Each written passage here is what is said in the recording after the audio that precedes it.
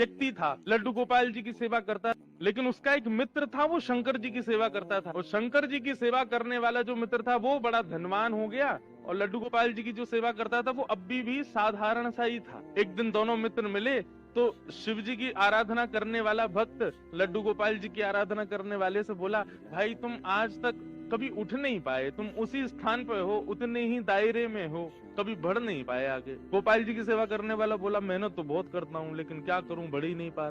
शिव आराधक ने कहा, एक काम करो, तुम अपने आराध्य बदल दो। ये तुम गोपाल जी की आराधना करते हो ना, इनकी जगह तुम शिव जी की आराधना शुरू कर दो, देखना कैसे जीवन में बदलाव आएगा। अब उस व्यक्ति ने यही किया कि गोपाल जी को ले जाकर के तो अलमारी में रख दिया, दूसरे दिन एक शंकर जी ले आया और शंकर जी का बढ़िया रुद्राभिषेक करके, त्रिपुंड लगा करके, बढ़िया ज्योत नैवेद्य आदि सब अर्पित करके, अगरबत्ती जला करके ओम नमः शिवाय का जाप करने लगा। और अब गोपाल जी की सेवा करता था, वो गोपाल जी अंदर बैठा दिए एक अलमारी में, उनकी सेवा बंद, ओम नमः शिवाय का जाप करने लगा।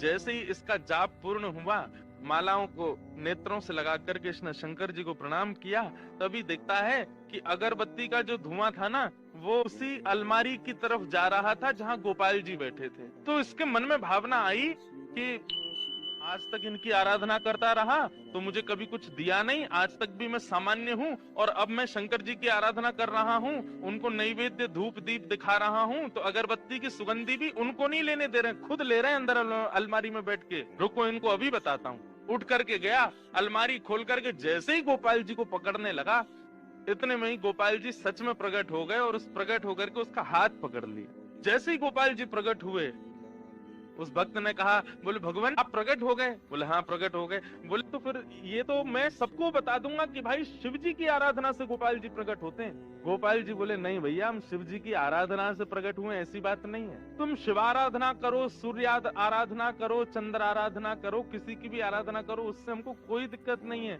लेकिन आज हम प्रकट किस लिए हुए ये ध्यान से सुनना। आज तक तुमने केवल हमको अष्ट धातु की एक मूर्ति समझा, तुम्हारे मन में कभी ये भावना नहीं आती थी कि इनकी आंखें भी हैं, इनकी नाक भी है, इनकी जीभ भी है, इनके कान भी हैं, इनकी त्वचा भी है, इनके हाथ पैर भी हैं। परंतु आज जब वो अगरबत्ती का धुआं सहज ही मेरी तरफ आ गया, तो तुम्हारे मन में ये भावना आई कि अगरबत्ती की सुगंधी मैं ले रहा हूँ, मतलब मैं जड़ नहीं हूँ, मैं चैतन्य हूँ। वास्तव में शिव आराधना ने मुझे प्रकट नहीं किया, तुम्हारे हृदय में जो चैतन्यता का भाव मेरे प्रति आया है उसने मुझे प्रकट किया है। ये चैतन्य हम मानते हैं, नहीं मानते। राधे राधे।